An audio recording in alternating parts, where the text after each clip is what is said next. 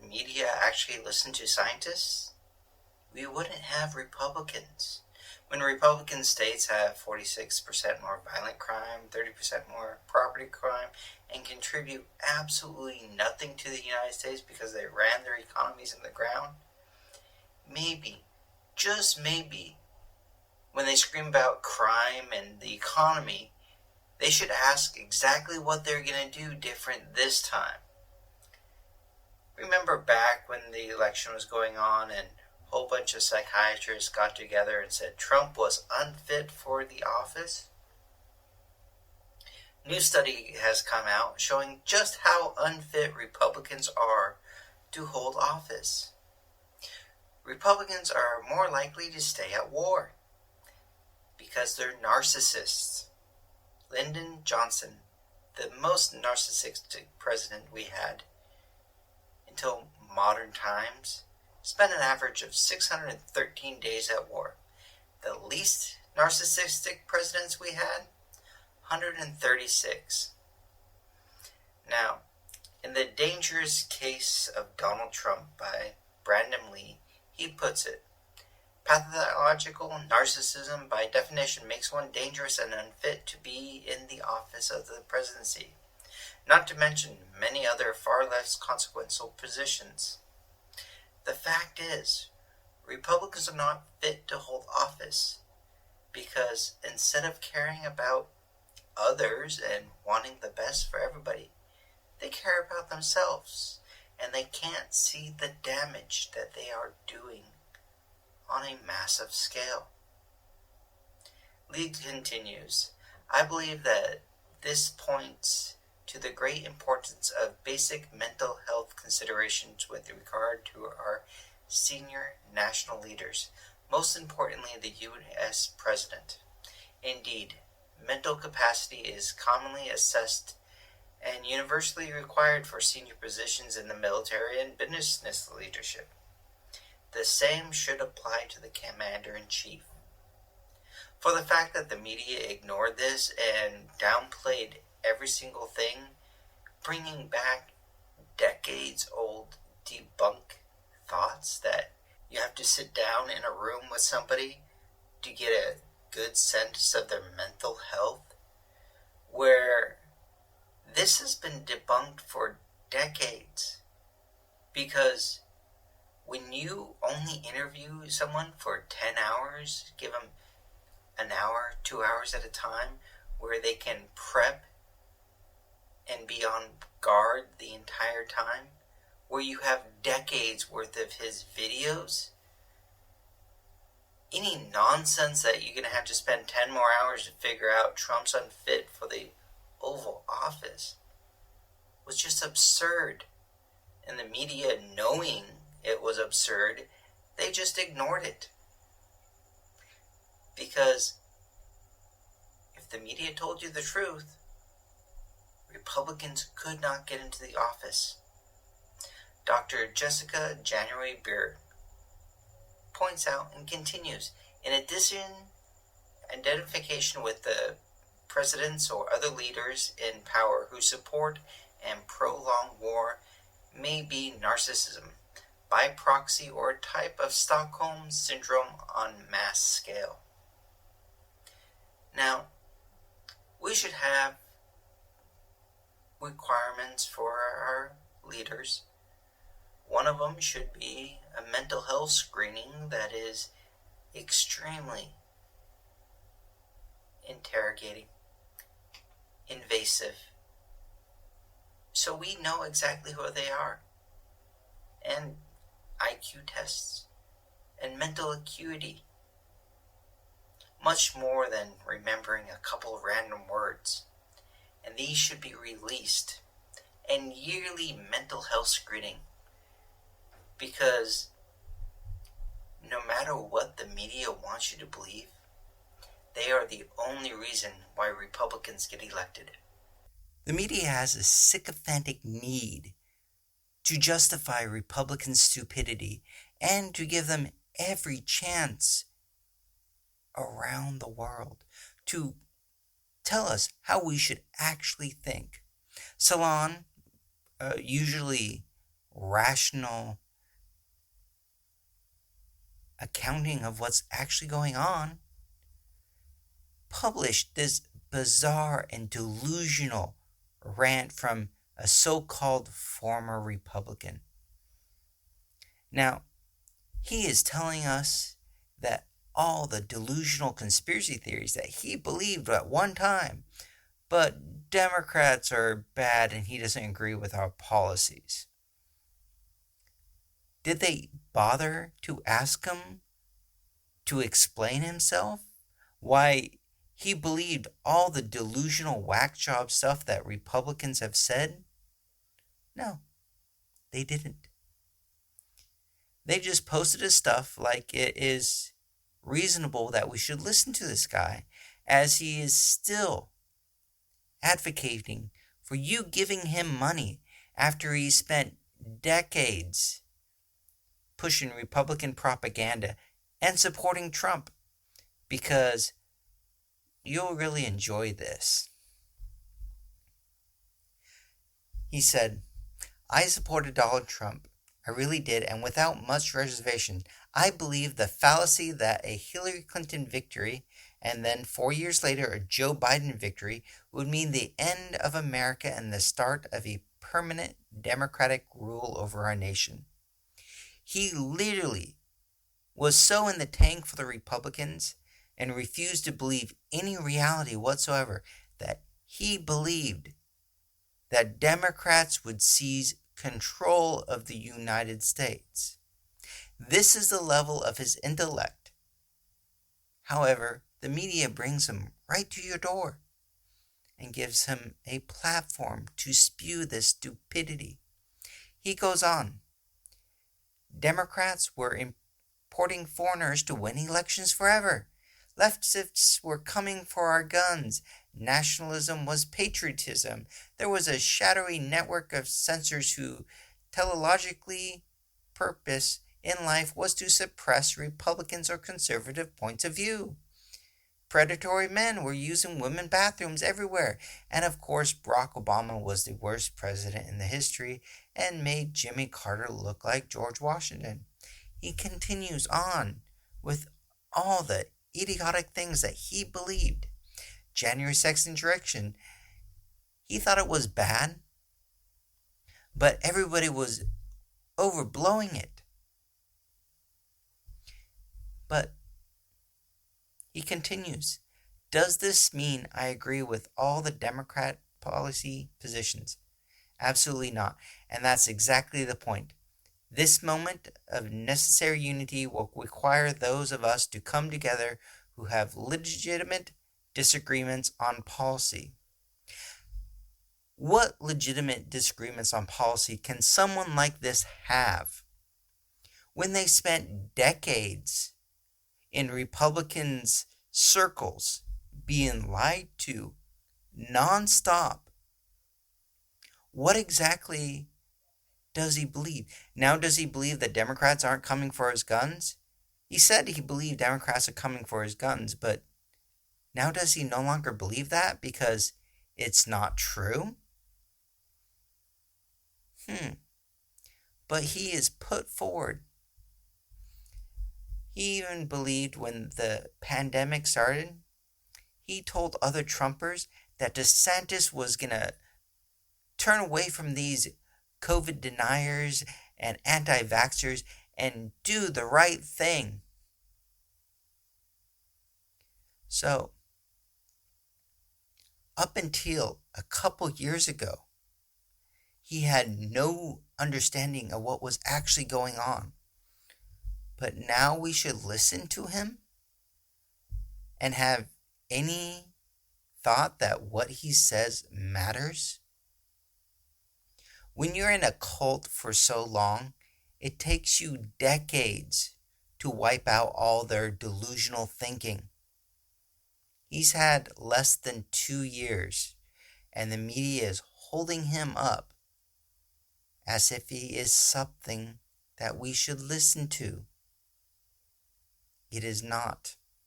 And Salon should be ashamed of itself for even considering posting this guy's delusional rantings. But he goes on. He has now have the solution for all the things that now bother us. He goes on, my new organization, Listen, Lead, Unite, is dedicated to healing America's political trauma by bringing together communities and elected leaders to collaborate on nonpartisan economic, education, and quality of life solutions. Isn't that putting the pedophile in charge of the little children? I mean, economics. Democrats are the ones with a functioning economic policy. They're the ones whose presidents actually build the economy, not crash them into the ground. Education. Which states are better educated? Blue states. Republican states need to be de-educated because you have to be dumb to vote for a Republican. So this would be another reason why Salon shouldn't post this guy's rantings, because he's clearly not smart enough to not fall into the Republicans' delusions. How about quality of life? You know, blue states have better roads, better education, better health care. They looked at 70 metrics, and by every single one, living in a blue state is better. Republican states have higher death. And that was before COVID went through and wiped them out. So,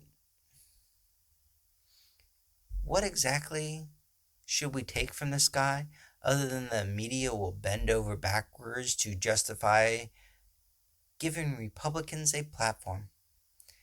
He also believes that humans, Homo sapiens, are a binary species. We're good and we're evil, and there's no in between. And that is a Republican talking point. That has been basis of their theory for decades, where they're good, Democrats are evil, and there is no in between. They railed against anyone that had a different philosophy of life than them, saying that you can't have a different philosophy of life because there's only one good.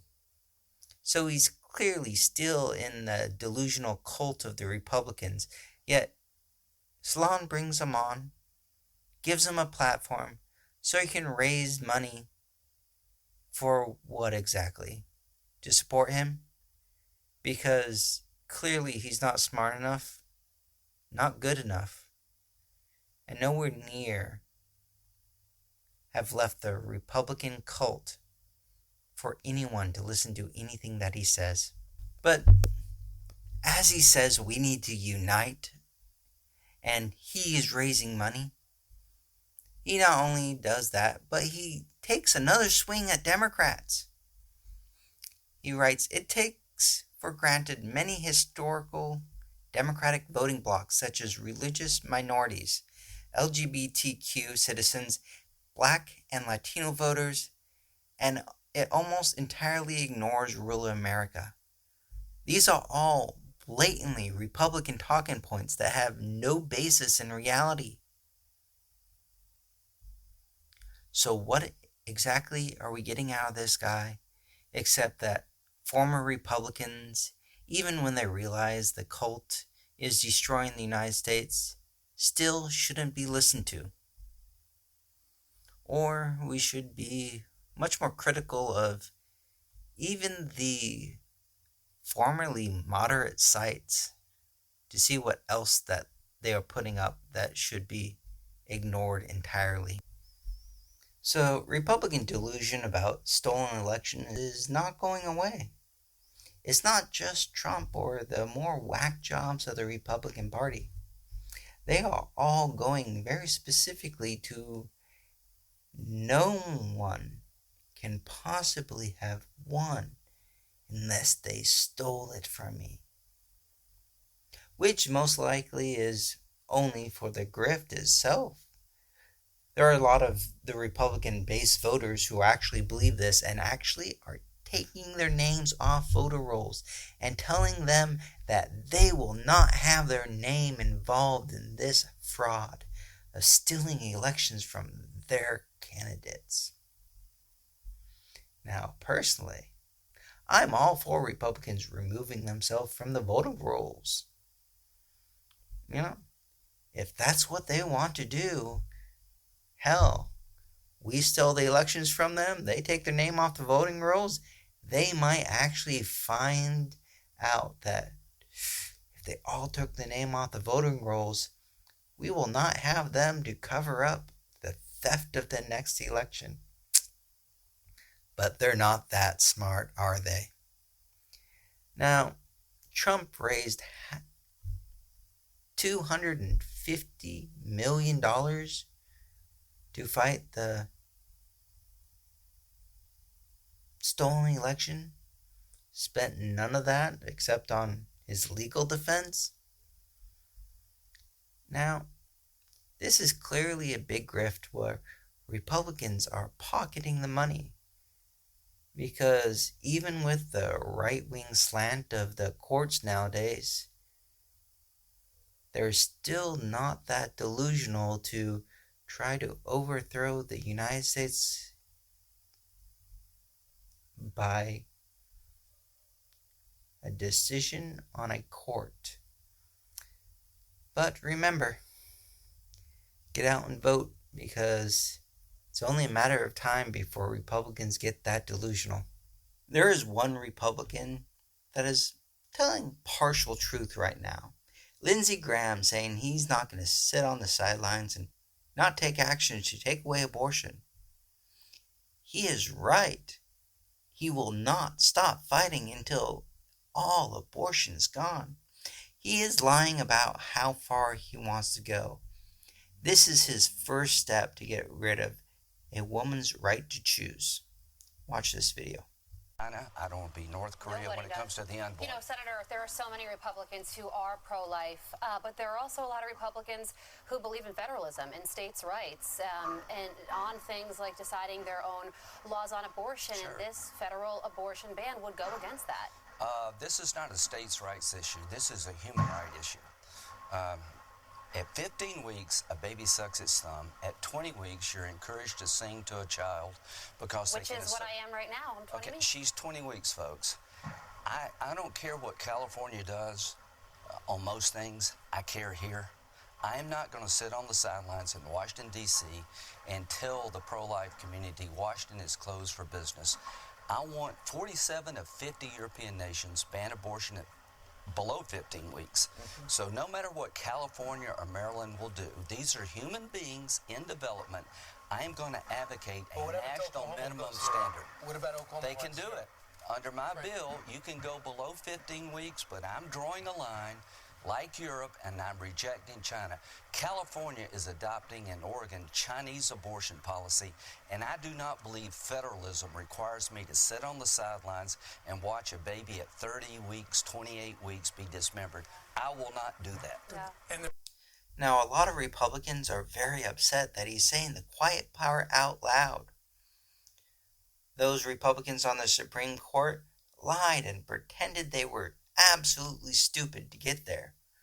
And as soon as they got there, they cited 400-year-old judges to justify taking away Americans' right. Yes, 400 years. Judges over in England that like to burn witches. Those are the legal, historic figures that the Republicans on the Supreme Court believe that Americans' law is based on. Forget the Constitution that says that you have rights that are not written into this. Ignore the fact that they cited witch-burning judges who killed innocent people because they believed that they were witches. You know that part in the Constitution that says life, liberty, and the pursuit of happiness, that you can't take these from people without due cause? apparently due causes, the guy was an idiot and believed in witches, women die. Nor do they think that they should actually cite U.S. law and completely ignore what it actually says. The Republicans have a plan to completely strip abortion, contraception, gay marriage, gay rights. They want to go back to where no one has any rights except white males. And the really stupidity part is all these illegal immigrants that they're complaining about. The fact is, Republicans have resisted comprehensive immigration reform, and that is the only reason why those of European descent in America will soon be the minority. It is only Republican stupidity that got them there. Pretending otherwise is just about the same as pretending Republicans are not going to take away abortion rights. They're coming from them, and contraception, and getting a divorce, and every other right that they can strip away, because they need to justify taking those rights away so they can have power, because no one in America wants what they want. Even the Republicans that are finding out what their policy positions actually entail, they're starting to balk. But Republicans will not stop there. They'll slowly take away voting rights until there is nothing left but them. So it seems Russia is preparing to have another referendum where they will be going door to door to see if the Ukrainians want to be part of Russia or to have their family killed and tortured in front of them. So they'll vote yes on becoming part of Russia. This does seem to be a ploy by Putin to pull all of Russia into the war. There is a little law in Russia that prevents him from doing a nationwide draft and pulling people into Ukraine. So the current theory of what is going to happen is Putin is going to go door to door, force the Ukrainians to say yes to a referendum, or just say they said yes to a referendum, like he did in Crimea, where 97% of the population, 3 weeks after he rolled tanks into the country, decided to become part of Russia. Now, this will have him mobilizing Ukrainians, handing them guns and sending them against other Ukrainians. And he also seems to be wanting to pull in Russians from all over Russia to do the backline work for his army, so he can transfer all his troops to the front lines and have the new recruits run all the logistics behind the lines.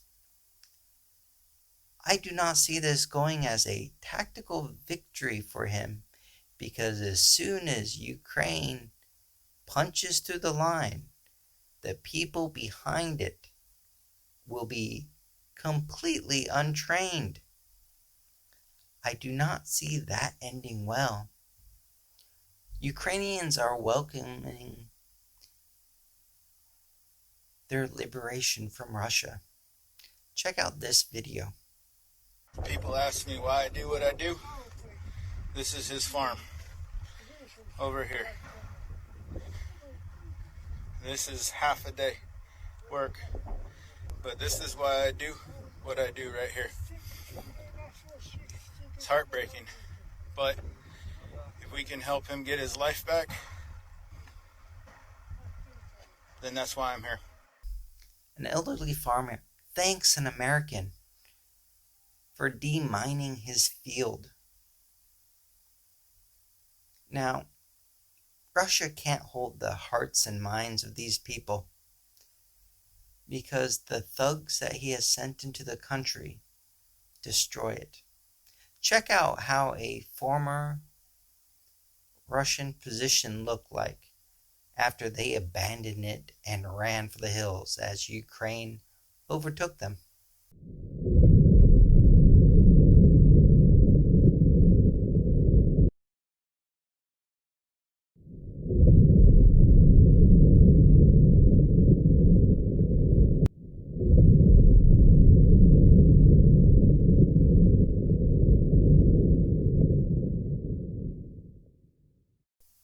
Now, Putin has gone far beyond what anyone assumed that he would do, and he has failed at each and every time.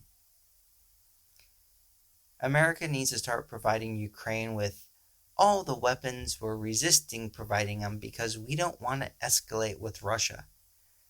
The truth is, as long as Putin is in power, he's going to continue these type of wars because as a dictator, he can't back down because he'll most likely be executed the next day. So if you like those videos, please help. The YouTube algorithm is horribly biased against, progressives. And the Republicans have massive amounts of money just to buy it off. So every time you like, every time you put a comment down below, helps us out. So like, subscribe, and if you really want to help the environment, down below is a link to a GoFundMe page where it has a brand new power generation that is 0% carbon emission and one of the cheapest productions of electricity the world has ever had. So go down, help us out.